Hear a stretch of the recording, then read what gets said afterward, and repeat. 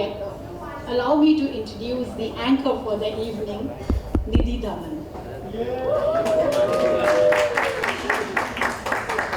Who better than Neeti to lead us through tonight's celebrations, knowing the story not just from the pages of this book, but from the moments lived together. Ladies and gentlemen, please join in welcoming our anchor for the evening, Neeti Dhawan.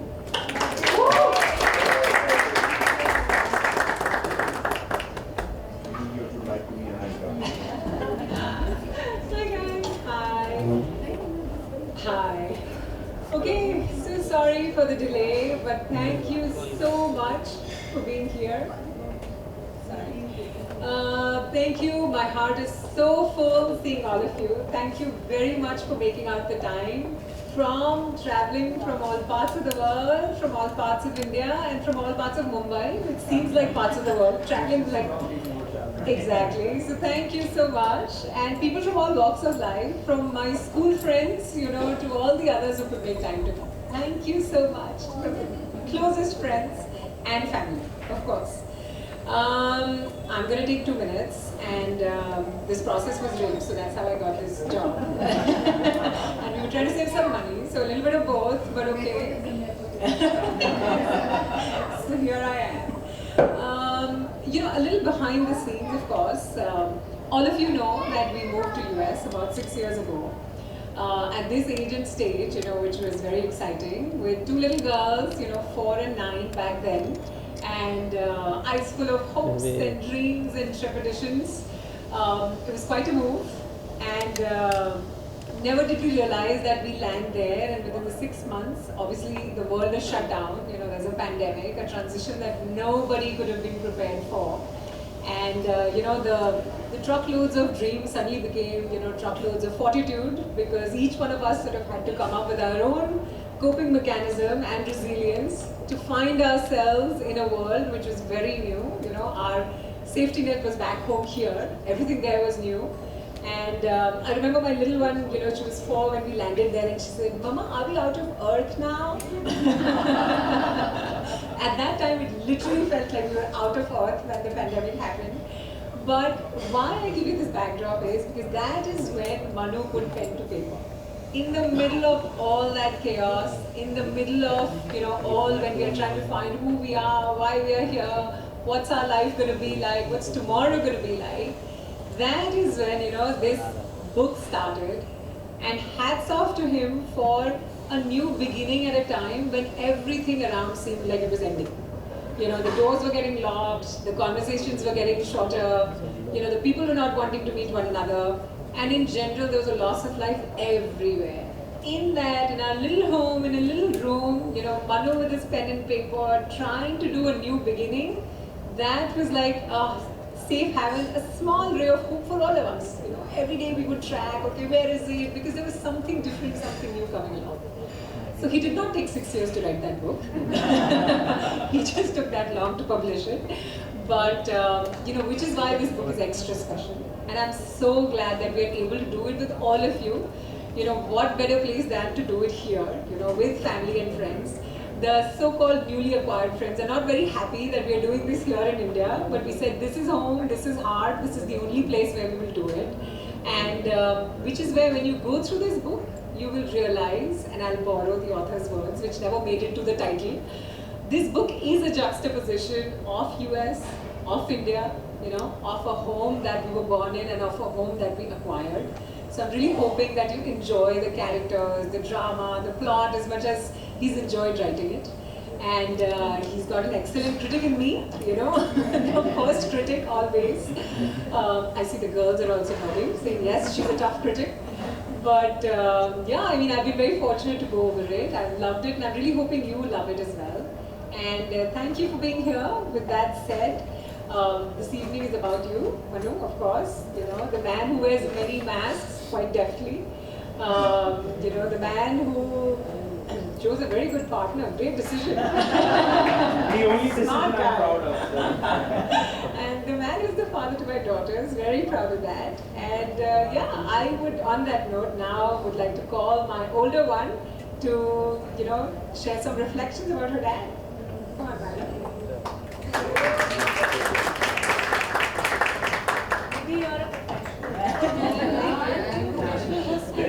keep her back here and hire her for us.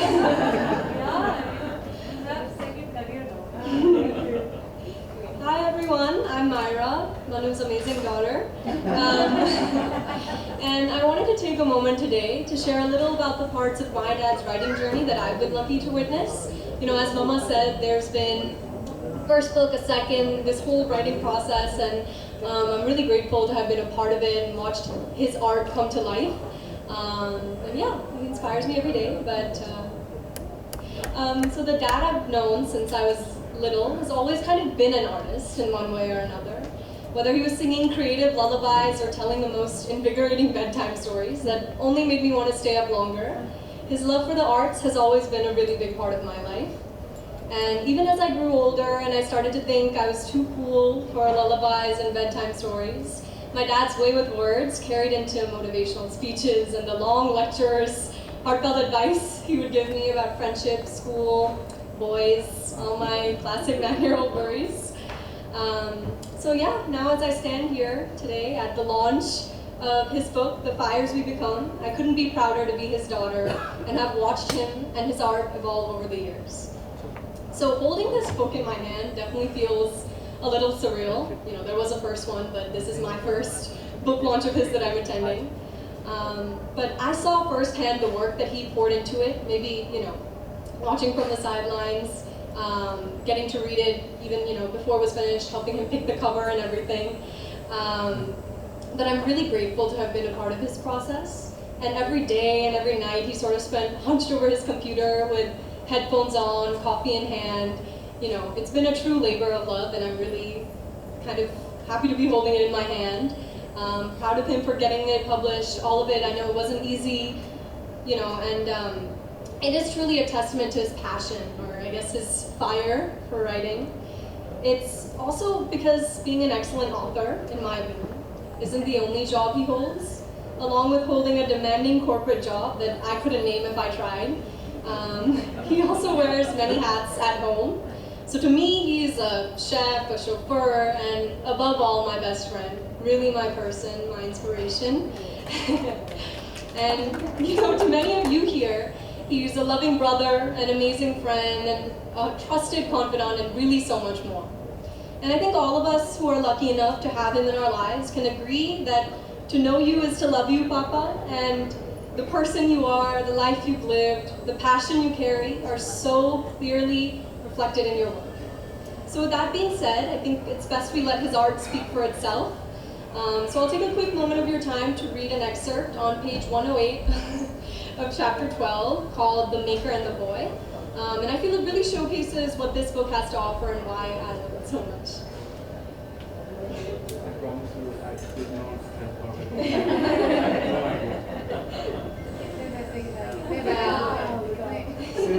Sit charge and This is page 108. Something shifted inside me. In that instant, I'd never felt more confident, complete, safe, wanted. I belonged.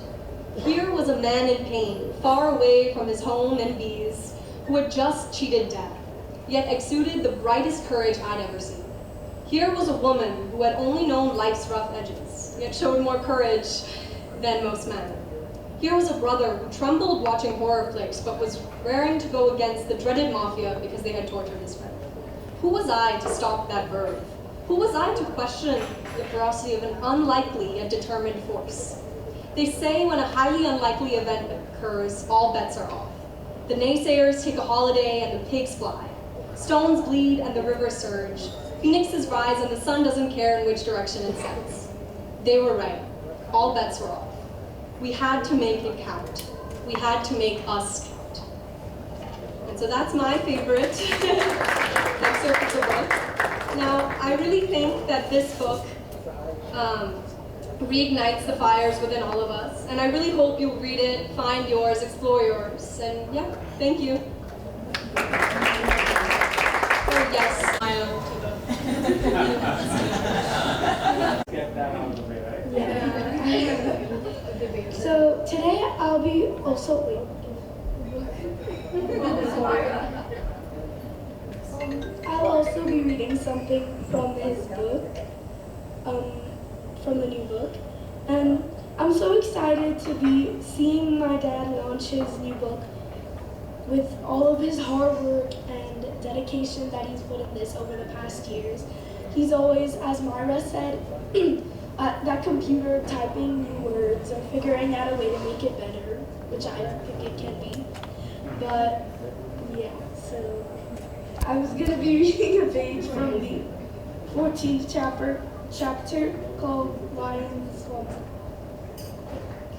Feeble sprinkles of daylight filtered through thousands of clay idols, lined up one after another. Shanshu and I had entered a potter's workshop in Kamar.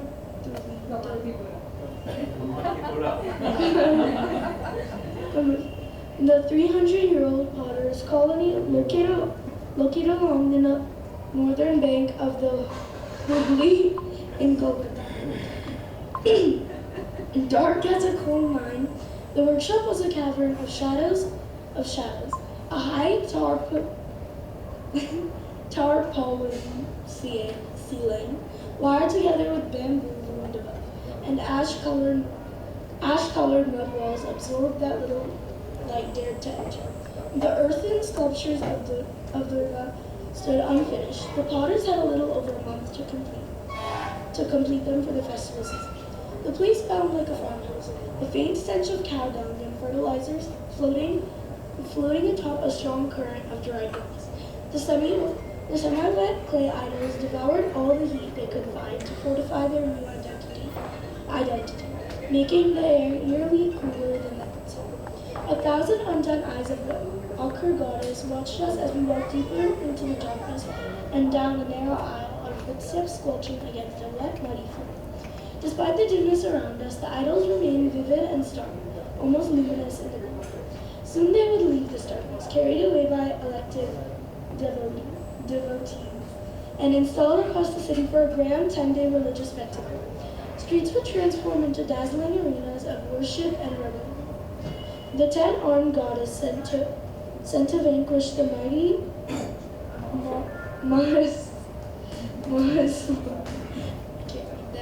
beyond the reach of man or God, would reign over a city pulsing with this song, dance, and devotion. But for now, this dark, unending tunnel showed no affiliation to dance and merriment.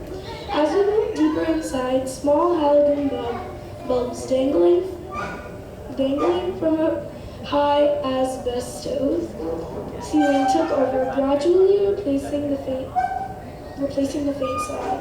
The idols grew in size and ferocity, more intricate in the depiction of their stories and more powerful in their bearing. These large idols had bamboo meshes supporting them, soon to be populated with Durga's progeny and an army of lions, swans, and owls, the celestial entourage accompanying her on her yearly visit. Some idols smiled at us, while others roared silent battle cries, their 10 hands clenching invisible weapons and their third eye unblinking in the center of their foreheads. Some wore unfinished crowns yet to be adorned with sparkle. Some were partially painted with bright colors peeking in, draping the bodies in reds and gold, a promise of what she would be. I know you love the book too much, but I think. More to say? Okay. Oh, you are okay. All right. But welcome to India. Wasn't that just amazing? Okay, now you can speak for 10 minutes more.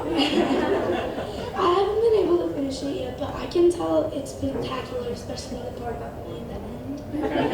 Overall, these years, Papa has been non-stop working on this to be great, and as you can tell, it definitely has become amazing. My Papa is the kind of person who can do anything if he sets his mind to it. He can push through anything that to making me he can push through anything to all the way to making me feel like a princess whenever I'm around him. Whenever I'm with Papa, I instantly feel so much better the second he gives me tight hug around me. I always feel so safe and loved every time I'm just next to him. To wrap it up, like, I'm not saying much because I can't really talk. He's worked so hard on this, and for one, I'm so proud to have my dad as this amazing author. And yeah, I love you so much.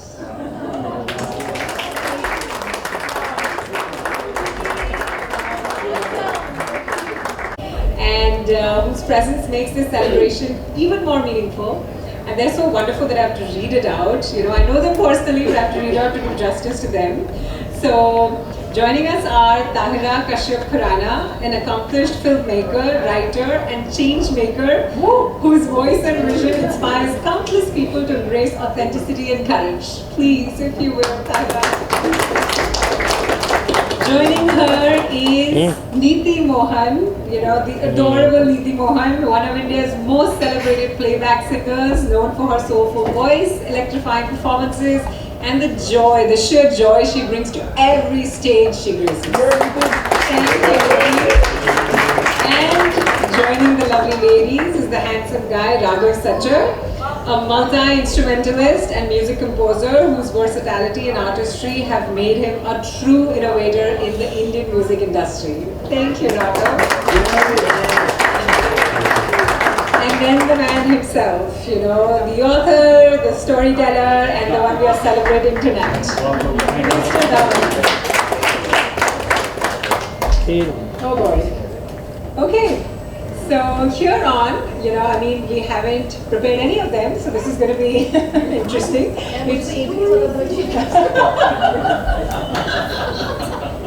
See? Having the right friends in the right places and surprising them. The joy of life. No.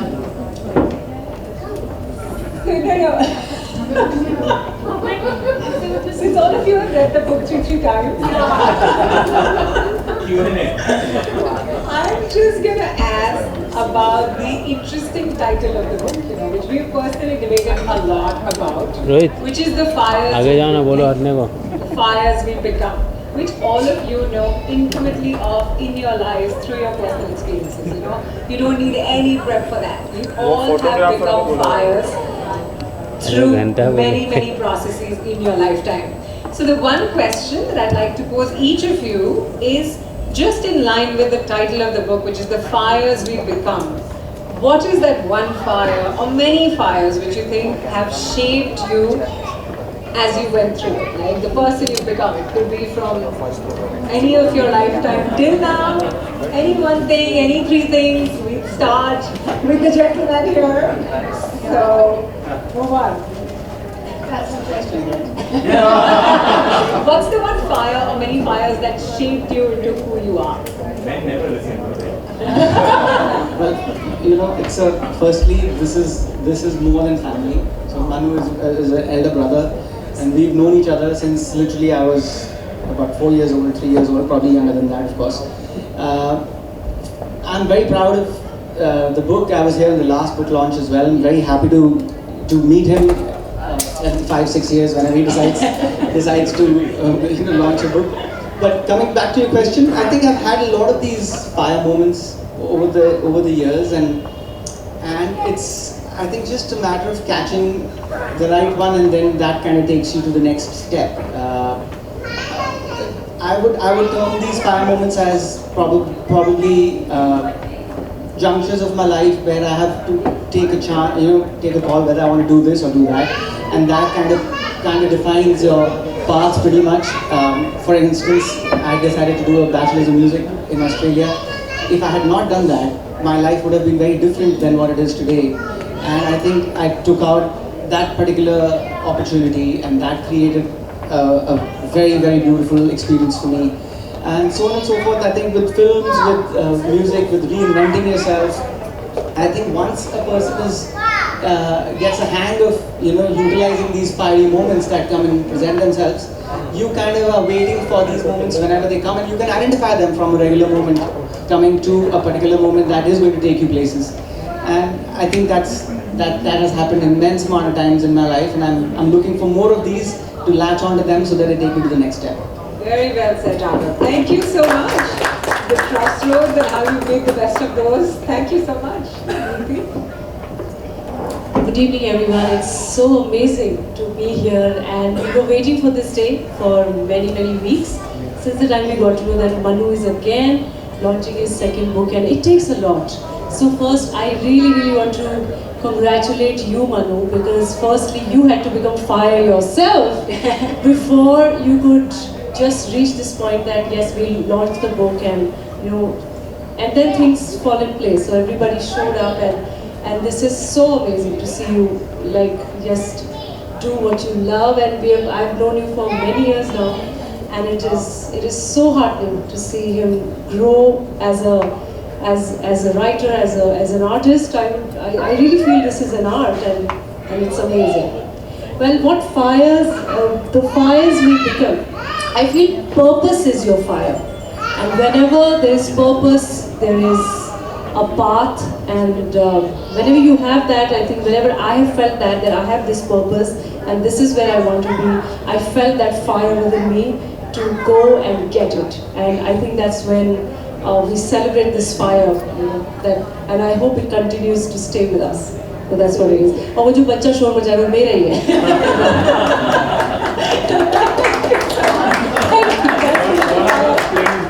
One of the fires is over there. And I'm so happy Nihar just landed, so he could make it. So I'm so happy that. Oh, he's coming straight from the airport. ये हमारे दोस्तों के लिए always there. This is the love that we have immense gratitude for. Thank you. Thank you. Thank you, Neeti. Beautifully said. And of course, the fire herself. Hello everyone. And first of all, Manu, it's like you're amazing. It's not easy to write one book after the other. बहुत सारी अंदर से file night करनी पड़ती है. Yes, I should know. I have done that, and it takes immense lot of patience, perseverance, and faith in yourself to keep at it and keep going. And as much credit I want to give you, this is not a solo job. As much as you think that you just dunk your head inside your laptop or your notepad and you're writing, but there's someone else who's doing most of the things for you so that you get that safe space to write. And that pillar of strength that you have is Neeti. She's always celebrated you. She's been your biggest cheerleader. I know this evening is about you, but it's not without her. So I think she's as much of a part of it. She's the biggest cheerleader, and it's just so lovely to see her anchor and then root for you, post for you, make things happen, and she sees immense joy, and that's the kind of partnership that you actually look at, and I'm so proud that you both enjoy that with your two daughters. The lovely word that you spoke today was really, really sweet, and it was really nice. Now, both of you were great. You too. Really sweet. And about the fires we become, I think all of us are born with an innate sense of purpose, just extending to what she's saying, and an innate sense of intuitiveness. And so we know this is what we want, but the moment we sort of deviate from that, just because of lack of faith in oneself or judgment from other people or their point of views, we start to lose that fire, and that challenge becomes, that itself becomes a very challenging situation. So I think to keep having faith in yourself, to keep finding that purpose in yourself, to keep finding that intuition in yourself, to be connected with yourself is where you find fire. It need not be just in writing books or having lunches or just, it's every day. It's a moment that you need to keep seeking and kind of, then it's peaceful, and then your entire day, entire life becomes meaningful without having to sort meaning in it. I don't know if I'm making sense. If you try to get it, at times we sort of quantify things. मुझे इससे खुशी मिलेगी, मुझे उससे खुशी मिलेगी, आज lunch करके खुशी मिलेगी. But at times where just living itself becomes fire enough that you enjoy every moment of it, every moment that you breathe, that's your fire, and I think this is what I want to become. Perhaps I haven't become yet, but that's my mission and that's my aim, that I become that fire, then no one can douse it. So, it's not extinguishable. Nothing can extinguish it, right? it's me there, and that's what I want to be. And I really wish that this book today takes me closer. I can see a lot of, the image is also very, very interesting, you know, the graphic. बड़ा वो वाला है, कौन सी हमारी वो movie थी वो series where it's upside down, all the kids, the teenagers. Which one was that? Stranger Things. It's giving me Stranger Things vibes. I don't know, maybe it's multi-dimensional, the book. I haven't read it, or maybe it's your own version. You find multiple versions of yourself. And I feel this is what the cover sort of says. I don't know, I'm going to read, but it's very, very interesting. Hats off to you, hats off to your publishers, Rupa Publishing. Your house, congratulations, you always have a winner in Manu Dhawan. Manu Dhawan नाम पढ़ के लगता है बहुत ही step बनता है. ये अगली बारी हम सबको नहीं बुलाने वाला है. ये सीधा विराट कोहली को बुलाने वाला है. That's the name, right? It's like that, Manu Dhawan, the way it's written. Bro, you're a bestseller already. All my love and love to you. Thank you so much. Oh, such beautiful words, inspirational words. Thank you so much. Would you want to add anything to it? You know, I had this long, not very long, but I had some words to say, and I think you guys have all covered it, so I don't need to go there and talk about it. It's pretty much the essence of... Nobody's there. It's pretty much the essence of, you know, the whole theme of the story, and you guys have really distilled it to the last sort of drop. But thank you. I mean, you know, we were talking earlier, that word isn't enough, you know, for you to take time out. I know it takes a lot. I know you have to make things happen, and to do that shows that there is some love for me, and that is so humbling. I can't explain. For each and every one of you to be here, to decide to spend this time with me, to make that effort, is just incredible. So thank you so much. From the deepest core of my heart.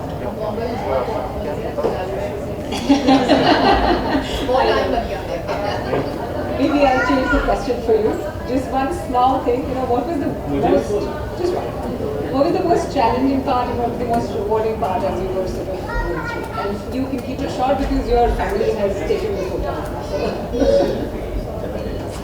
I think, you know, Tahira mentioned this, and you know, Tahira is an accomplished author herself, a filmmaker herself, and to create anything of art, you know, we've got two fantastic, you know, world-leading musicians. To create any art or anything which does not exist, the first challenge is to convince yourself that you're good enough. You know, the sense of imposter syndrome is so strong. And for me, as a writer who's not really intended to make a career out of it, or you know, spent 5 years understanding the art, it was something that I loved doing, and the passion kept me going and kept me getting hopefully better, right? But the biggest challenge was, Neeti, I think your own self. You had to convince yourself, feel that you're wearing the right clothes or the right attire or the right cloak when you're wearing that cloak of the writer, saying this belongs to me, this is me, right? And what I'm doing is good enough for me. You are not playing for an audience. You have to first play for yourself.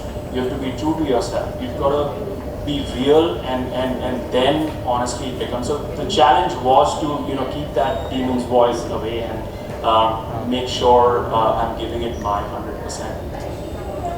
I think that the rewarding part is this. I mean, to have so much love, time, affection, smiles, laughter coming from each and every one of you, I can't ask for more. I mean, it's such a humbling and grounding experience. I don't deserve it, and I still get it, so I will take it with arms wide open.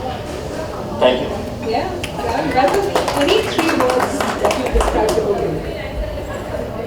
For those who don't want to read, we'll just Now that is a challenge, because I could go on about it, but I think edge of the seat, if I can call it one word, you know, I would say that is one. I would say it's real. There is, if I can, you know, sort of exhaust whatever little modesty I have left in me, I would say it's a real story about real people. I have tried to keep it as raw and real as one can be. and the third would probably be suspense, because there are elements that keep you sort of, hopefully, with that book. There's a lot of suspense, thriller, and mystery. So yeah. Thank you, thank you. I hope all of you get to read it, love it, and please encourage others as well to read and share feedback. Every feedback matters. Thank you so much. I'd ask the girls to quickly come and help felicitate the lovely guests.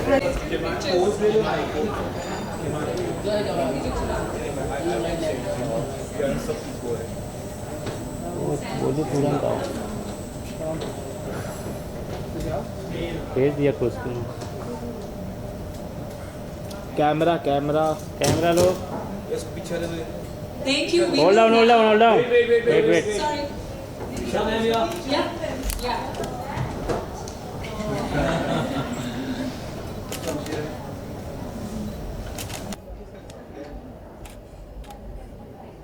Thank you. If you could just stay here for 1 minute, we will just move on to the unveiling of the book now. Thank you. Spoken so much about, so if we could just carry on with that. Just the last of the activities. We can take up. नहीं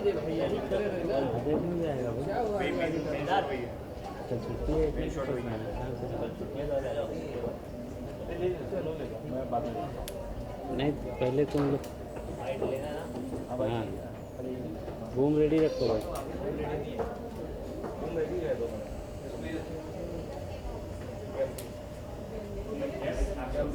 mobile नीचे please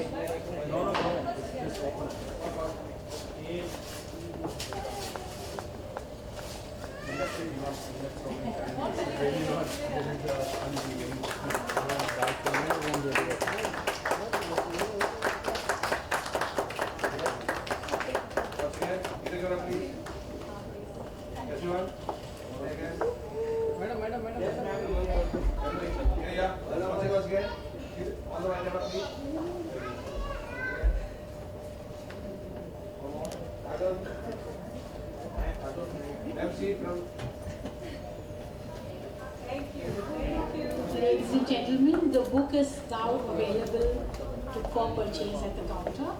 So if you wish to have your copy, please pick up a copy. Obviously, the stage is his, so let him just share his deeply personal thoughts with all of us for 2 minutes. They are not deep and they are not personal.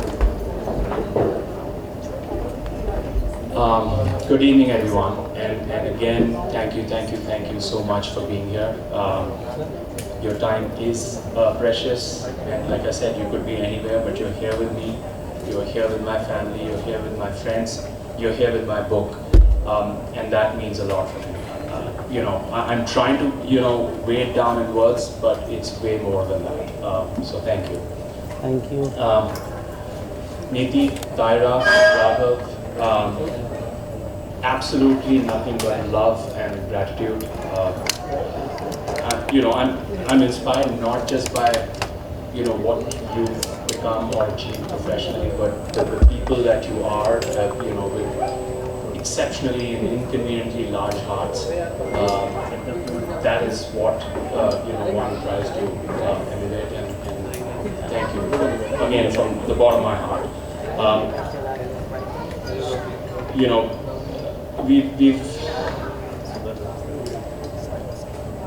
Let me put it this way. So when you try and bring together a piece of your heart and to bring it to the world, you have your wife here, you have your kids here, you have your family here, you have your friends here.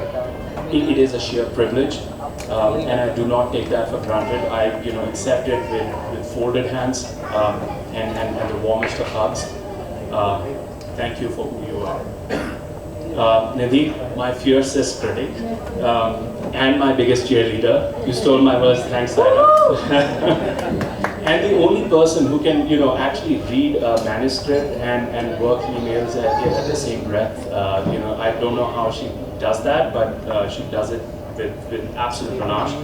So when I wrote every chapter that I wrote, right, was with the hope of putting that chapter in her hands and making her smile or making her feel, making her move. I wouldn't have finished a million things in life if it wasn't for her, unwashed dishes included.